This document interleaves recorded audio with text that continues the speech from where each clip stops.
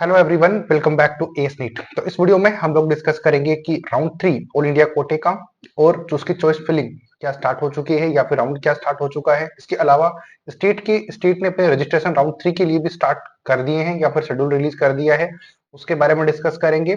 तो अब राउंड 3 में कितना और डिले एक्सपेक्ट आप कर सकते हो उसके बारे में डिस्कस करेंगे। सीट मैट्रिक्स कब तक रिलीज होगा और डिले के बारे में अपडेट जो भी है हम लोग इस वीडियो में डिस्कस करने की कोशिश करेंगे। फर्स्ट ऑफ ऑल, अगर चैनल पे नए हो तो सब्सक्राइब कर देना, लाइक कर देना, ज्यादा से ज्यादा शेयर कर देना। और अगर अभी तक आप डिसीजन नहीं ले पाए हो कि आपको कहाँ पर एडमिशन लेना है, कौन सा कॉलेज आपको आपके रैंक के आपके स्कोर के बेसिस के ऊपर मिल पाएगा, उसके लिए आप हमें कांटेक्ट कर सकते हो।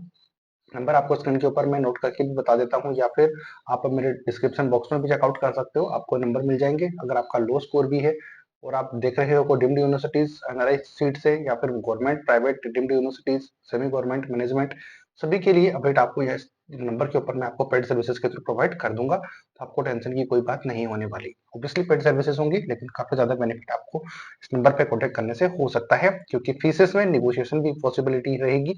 प्लस आपको जो भी हेल्प हम प्रोवाइड कर पाएंगे, आपको काफी ज्यादा हेल्प इसमें हो जाएगी।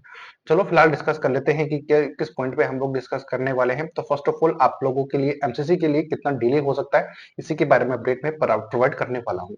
तो यहाँ पर इन्होंने क्लियरली मेंशन किया हुआ है कि रीसेट रजिस्ट्रेशन, रजिस्ट्रेशन के बारे में बोला है, रजिस्ट्रेशन के बारे में नहीं है। Registration option for round 3 of UG council 2025 is available up to 10 AM of 5th of October 2025 तक। तो 5 अक्टूबर तक आप अपने रजिस्ट्रेशन को रीसेट कर सकते हो, ये इन्होंने बता रखा है। जो कि पहले भी यही वाली डेट थी कि किस टाइम तक रजिस्ट्रेशन और चॉइस फिलिंग आप कर सकते थे, अभी तक भी यही है। लेकिन मोस्ट प्रोबेबली उम्मीद यही है कि ये वाली डेट जो है आपकी नेक्स्ट आगे इंक्रीज होती हुई दिखे, एक्सटेंड होती हुई दिखे। उसके बारे में भी अपडेट आपको मैं काफी बार बता चुका हूँ। इसके अलावा रेजिग्नेशन की बात करेंगे, क्योंकि अभी रजिस्ट्रेशन की बात कर रहे थे। अब रेजिग्नेशन की डेट है वो पहले थी 29 ऑफ सितंबर 2025 तक, लेकिन अब ये डेट जो एक्सटेंड होके पहले 30 तक हुई, 30 के बाद में ये 1 अक्टूबर 2025 तक चली गई है, शाम को 5 बजे तक। इसका मतलब है कि 1 अक्टूबर से पहले पहले आपकी कोई भी सीट मैट्रिक्स रिलीज नहीं होने वाली। अगर इनकेस हो भी जाती है तो फिर उनको दोबारा से रिलीज करनी पड़ेगी, क्योंकि जितने भी कैंडिडेट रिजाइन करेंगे तो ऑब्वियसली रिजाइन करेंगे तो वो सीट वैकेंट होगी, और वैकेंट होगी तो वो नेक्स्ट राउंड में ऐड होगी। और ऐड तभी हो सकती है जब सीट मैट्रिक्स दोबारा से पब्लिश हो। यानी कि अगर 1 तारीख से पहले, यानी कि 1 अक्टूबर से पहले अगर सीट मैट्रिक्स रिलीज हो भी जाती है, तो भी आप वो सीट मैट्रिक्स है दोबारा से चेंज होगी। वो अपन लॉजिकली इस बात को समझ सकते हैं, क्योंकि जब तक सीटें रिजाइन के बारे में अपडेट कंप्लीट नहीं होगी तब तक अपन कंप्लीट सीट मैट्रिक्स कैसे मिलेगा। आती है बात समझ में? तो 1 अक्टूबर को ही मैं ये वीडियो शूट कर रहा हूँ, तो फिर हो सकता है कि आज शाम को 5 बजे तक कोई ना कोई अपडेट हमें देखने को मिले। रेजिग्नेशन अगर कंप्लीट हो जाता है तो सीट मैट्रिक्स अपन को देखने को मिल जाएगा। बट 1 तारीख से पहले, यानी कि आज शाम से पहले तो पॉसिबिलिटी नहीं लग रही है, तो ये थोड़ा डिले होने की पॉसिबिलिटीज रहेगी।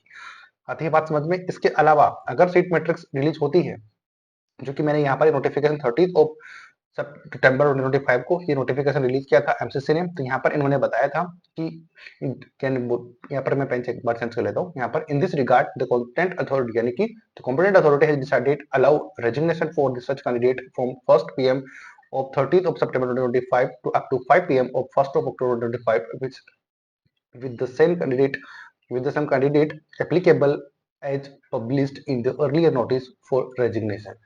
तो यानी कि कुछ कैंडिडेट हैं उनसे उन्होंने कुछ अपडेट रिसीव हुई है, यानी कि for user candidate who want to resign their round first and round 2 seat since the some states have declared their result now। तो यानी कि ये इसलिए उन्होंने ऑप्शन दिया है कि कुछ स्टेट है जिन्होंने लेट अपना रिजल्ट रिलीज किया है, रिपोर्टिंग करनी है, तो उनको अभी तक आइडिया लगा नहीं था कैंडिडेट को कि उनको ऑल इंडिया कोटे वाले सीट रखनी चाहिए या फिर स्टेट कोटे वाले। इसीलिए बार बार मैं आपको एक बात बताता रहता हूँ कि जो एमसीसी जो है ऑल इंडिया कोटे के साथ, सॉरी एमसीसी जो है वो स्टेट के साथ में अपना रिजल्ट जो है शेयर करता है, डाटा शेयर करता है कि इन कैंडिडेट ने रजिस्ट्रेशन या फिर एडमिशन ले लिया है, तो आप इनको एडमिशन अब आप नहीं देना है, या फिर अगर दे दिया है तो इन दोनों में से किसी एक कॉलेज को सिलेक्ट करना पड़ेगा कैंडिडेट को, और बाकी दूसरा है उसको रिजाइन देना पड़ेगा।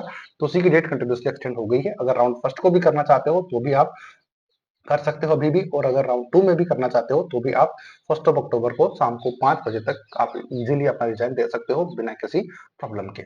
ये अपडेट है। इसका मतलब ये है कि ये डेट एक्सटेंड कंटिन्यूसली आपकी होती रहेगी और होती रही है। इसके अलावा आप अगर रजिस्ट्रेशन की बात करोगे तो रजिस्ट्रेशन ऑलरेडी स्टार्टेड है।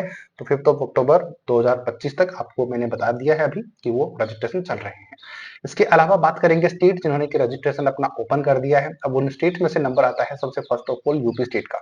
काफी डिमांडिंग स्टेट होता है, इन्होंने अपने रजिस्ट्रेशन स्टार्ट कर दिए हैं, तो इसके बारे में मैं आपको थोड़ा सा आइडिया दे देता हूँ कि Lucknow state, sorry UP state में लखनऊ से आप जानते हो कि अपडेट आती है, और राउंड 3 के रूल्स एंड रेगुलेशंस क्या होते हैं वो भी मैं आपको डिटेल से बताऊंगा।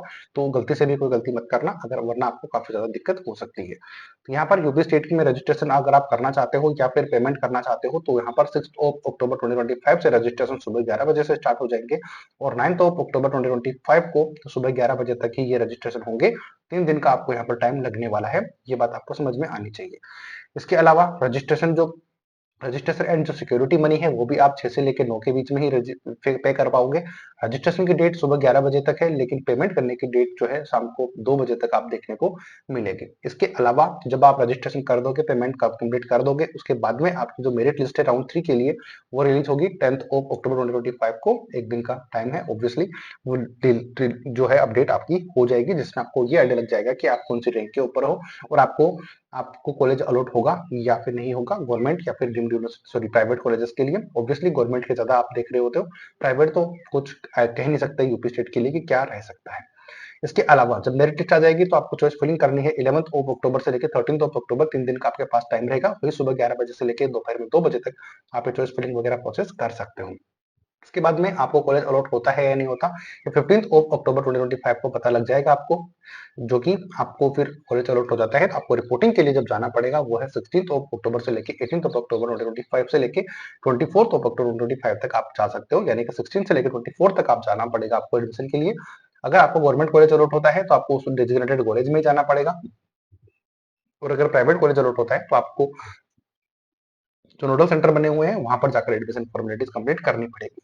आती है बात समझ में। इसके अलावा राउंड 3 में अब कितना और डिले हो सकता है, प्लस राउंड 3 के रूल्स एंड रेगुलेशंस क्या है उसके बारे में डिस्कस अपन थोड़ा सा कर लेते हैं। राउंड 3 के रूल्स एंड रेगुलेशंस पे चलेंगे, तो यहाँ पर मैंने यूपी स्टेट के राउंड 3 के रूल्स एंड रेगुलेशंस आपके सामने रखे हुए हैं। तो ऑब्वियसली ये सेम रूल हर एक स्टेट के लिए एप्लीकेबल होते हैं, आपको पता होना चाहिए। तो वो नंबर फर्स्ट पे बात करेंगे, तो थर्ड राउंड में काउंसलिंग जो सीट अलॉट होती है वो तरतीय सूची की मेरिट लिस्ट के आधार पर होती है। ये आपको उन्होंने बताया कि थर्ड राउंड का जो मेरिट लिस्ट आएगी उसी के बेसिस पर आपको एडमिशन की प्रोसेस करी जाएगी। अदरवाइज अगर उस लिस्ट में आपका नाम नहीं है तो फिर आपको एडमिशन नहीं मिलेगा। यहाँ पर बताया गया है काउंसलिंग में अनामंत्रित या फिर अप्रवेशित अभ्यर्थियों को तत्काल काउंसलिंग करने हेतु दोहरा से जमा करने की आवश्यकता नहीं है। यानी कि उन्होंने ये बोला है कि राउंड फर्स्ट या फिर 2 में जिनको सीट अलॉट नहीं हुई है या फिर अलॉट हो भी गई है तो उसको राउंड 3 में फिर से फ्रेश रजिस्ट्रेशन करने की और जो सिक्योरिटी मनी है वो पे करने की कोई भी जरूरत नहीं है। यहाँ पर इन्होंने बताया है कि प्रेस लेने के उपरांत त्यागपत्र देने के पश्चात अभ्यर्थी जमा की संपूर्ण दोहरा के लिए जाएगी। यहाँ पर ये बताया गया है कि राउंड 3 में अगर आप सीट मिल जाती है और नहीं लेते हो तो आपकी जो गवर्नमेंट कॉलेज की जो फीस है 30,000 रुपीज वो जब्त हो जाएगी। इसके अलावा जो प्राइवेट कॉलेज के लिए आपके 2 लाख रुपीज है वो भी आपके यहाँ पर सबमिट हो जाएंगे। तो फिर आपको यहाँ पर ये बोला गया है तो उन्हें पुनः धरोहर जमा करने के तरीके काउंसलिंग कर सकते हैं। इसके अलावा जिन्होंने फर्स्ट राउंड और 2 में सीट मिल गई है तो वो क्या करेंगे, फर्स्ट राउंड के नहीं राउंड 2 में सीट मिल गई है लेकिन उन्होंने ज्वाइन नहीं किया तो फिर उनकी सिक्योरिटी मनी जब्त हो गई है। यानी कि यहाँ पर ये बोला गया है कि राउंड 2 में मिलने के बाद धरोहर राशि जब्त होने के पश्चात ही थर्ड राउंड में फिर से धरोहर राशि जमा करने के बाद ही आप रजिस्ट्रेशन और बाकी फॉर्मेलिटी जो है प्रोसेस लोग कर सकते हो, फिलिंग कर सकते हो। यहाँ पर बताया गया है यूपीएससी यूजी के अंतर्गत जिन अभ्यर्थियों द्वारा धरोहर राशि निर्धारित समय पर फिक्स टाइम पे अगर जमा नहीं करी गई है या फिर सत्यापन किया जा चुका है, ऐसे अभ्यर्थी चॉइस फिलिंग प्रक्रिया के लिए अनहल हो गए, यानी कि जिन्होंने टाइम पे सिक्योरिटी मनी वगैरह फॉर्मेलिटीज कंप्लीट करी हुई है वो थर्ड राउंड को चॉइस फिल करने के लिए एलिजिबल रहेंगे। ये इन्होंने बताया हुआ है। ये सभी स्टेट के लिए एलिजिबल होगा क्योंकि ऑफिशियल नोटिफिकेशन से मैं बता रहा हूँ, तो ये कोई भी दिक्कत वाली बात है इसमें नहीं होनी चाहिए। अभ्यर्थी द्वारा गवर्नमेंट या फिर प्राइवेट या फिर डेंटल कॉलेजेस में प्रवेश वरीयता के आधार पर ही चॉइस फिलिंग की जाएगी। अभ्यर्थी द्वारा उन्हीं कॉलेजेस की चॉइस मिली जाए जिनमें प्रवेश लेने की इच्छा रखते हैं, वहां चॉइस फिलिंग की कोई सीमा निर्धारित नहीं है। यहाँ पर ये बताया गया है कि आपको जो चॉइसेस हैं वो अपने अकॉर्डिंग भर सकते हो, कितनी भी भर सकते हो, इसमें कोई लिमिट नहीं है। इसके अलावा यहाँ पर ये बताया गया है कि आपको थर्ड राउंड के अंदर वो सीटें दिखाई जाएंगी जो कि कंप्लीटली वैकेंट है, वो क्लियर वैकेंसी बोलते हैं, या फिर उन वैकेंसी को भी दिखाया जाएगा जो कि एसएसी है, यानी कि सीट अगेंस्ट द कैंसिलेशन, यानी कि जो सीट ने अपग्रेड के ऊपर डाला हुआ है तो उसको वर्चुअल वैकेंसी के रूप में माना जाएगा। और इसमें जिस भी अभ्यर्थी को जो सीट अलॉट हो रखी है अगर अपग्रेड होती है तो उसकी जो सीट है नियमानुसार मेरिट कम के विकल्प के आधार पर किसी अन्य अभ्यर्थी को आवंटित कर दी जाएगी। इसीलिए ये आपको वर्चुअल वैकेंसी दिखाई दी जाती है। इसके अलावा थर्ड राउंड की काउंसलिंग में आवंटित द्वारा यदि आरक्षित श्रेणी की कोई भी सीट रिक्त रह जाती है तो ऐसे सभी सीटों को शासनादेश के अनुसार जो निर्धारित व्यवस्था अनुसार आमतौर पर सम्मिलित उनको कर लिया जाएगा, यानी कि जिस भी कैटेगरी की सीटें वैकेंट रहती है उसके अकॉर्डिंग उनको सेट आउट फिर आगे अरेंजमेंट कर लिया जाएगा, जो कि इसमें बताया गया है। ये रूल्स है। इसके अलावा बात करेंगे, अभ्यर्थी द्वारा चॉइस फिलिंग के उपरांत चॉइस लॉक करना अनिवार्य है। अदरवाइज चॉइस लॉक नहीं करोगे तो ये जो चॉइस फिलिंग है आपको नहीं मानी जाएगी, आपको कोई भी कॉलेज अलॉट नहीं होगा। चॉइस लॉक करने के पश्चात उसमें से किसी प्रकार का कोई बदलाव नहीं कर सकते आप, ये आप बात का ध्यान रखना। तो अभ्यर्थी को द्वारा फिर से अगर वो कॉलेज अलॉट हो जाती है, यानी कि अगर कोई अभ्यर्थी को कॉलेज अलॉट हो रखी है और उसने फिर से वो कॉलेज अलॉट करवा लिया है या फिर चॉइस फिलिंग में डाल दिया है और उसको वही अलॉट हो जाती है, यहाँ पर स्वतः रिक्त होकर अन्य अभ्यर्थी को आवंटित हो जाएगी। यहाँ पर है पुनरावर्तन हेतु दिए गए विकल्प के अनुसार यदि कोई अन्य सीट आवंटित हो जाती है। यहाँ पर ये बता रहे हैं कि अगर कोई उसको जो सीट मिली हुई है उसके अलावा कोई सीट मिल जाती है तो पहली वाली सीट जो है ऑटोमेटिक रिक्त हो जाएगी और उसमें पुनरावंटन न होने के दशा में अभ्यर्थी द्वारा पूर्व प्रवेश सीट या दावत बनी रहेगी। यहाँ पर ये बताया गया है कि अगर आवंटित हो जाती है तो फिर आपको दूसरे कॉलेज में परमिशन यानी कि एडमिशन लेना है, अगर नहीं होती है तो वही कॉलेज आपकी रह जाएगी। अपग्रेड के सीन में ये वाला केस होता है, अपग्रेड के केस में ये वाला सीन देखने को आपको मिलता है। इसके अलावा अभ्यर्थी द्वारा यह अवश्य सुनिश्चित किया जाए कि पुनरावंटन हेतु पूर्व से प्रस्तुत सीट का विकल्प छोड़कर अन्य, यानी कि ये बता रहे हैं कि यहाँ पे कि आपको जो कॉलेज अलॉट हो गया है वो कॉलेज तो आपको नहीं भरना है, उसमें चॉइस फिलिंग में मत डालना नेक्स्ट राउंड में, क्योंकि वो तो आपको मिल ही गया है, वो तो चाहिए नहीं। इसका मतलब है कि वो कॉलेज आपको नहीं डालना है, बाकी कॉलेज डाल सकते हो। अगर डाल दिया है आपने गलती से वो कॉलेज जो कि आपको ऑलरेडी मिला हुआ है तो आपको उसी चॉइस फिल भरी जाएगी। अन्यथा स्थिति में यदि पूर्व प्रवेश सीट को पुनः आवंटित हो जाती है तो अभ्यर्थी को नोडल सेंटर पर उपस्थित होकर पूर्व की भांति ही प्रवेश प्रक्रिया कंप्लीट करनी पड़ेगी। तो इसका मतलब ये नहीं है कि आपको जो पहले वाला कॉलेज मिल गया तो आप ये सोचो कि हमें एडमिशन इस पे तो मिला हुआ है तो दोबारा लेने की जरूरत नहीं है। तो ऐसा नहीं है, आपको वहां पर वापस नोडल सेंटर पे जाके उसको एडमिशन फिर से कंप्लीट करना पड़ेगा जो कि आपने उस राउंड में किया था। आती है बात समझ में। यहाँ पर गवर्नमेंट और प्राइवेट कॉलेजेस के लिए काउंसलिंग में सीट पर अभ्यर्थी को प्रवेश प्राप्त करना अनिवार्य ही होगा, अन्यथा जमा की गई सभी जो राशि है वो जब्त हो जाएगी। ये ध्यान रखना आप। आज के या फिर प्राइवेट और गवर्नमेंट मेडिकल कॉलेज के लिए सेकंड राउंड की काउंसलिंग में अभ्यर्थी द्वारा तृतीय जगह काउंसलिंग में पुनरावृत्ति के पश्चात प्रवेश नहीं लेता है तो अभ्यर्थी द्वारा जमा की गई संपूर्ण राशि तथा जमा किए गए समस्त शुल्क जब्त कर लिया जाएगा, ये आपको पता होना चाहिए। ये सारी चीजें आपको मैं क्लियर नोटिफिकेशन से दिखा रहा हूँ तो आपको ये पता होना चाहिए। सारे रूल्स एंड रेगुलेशंस मैंने आपको कंप्लीट कर बता ही दिए हैं, बाकी आप इसको इजीली पढ़ सकते हो।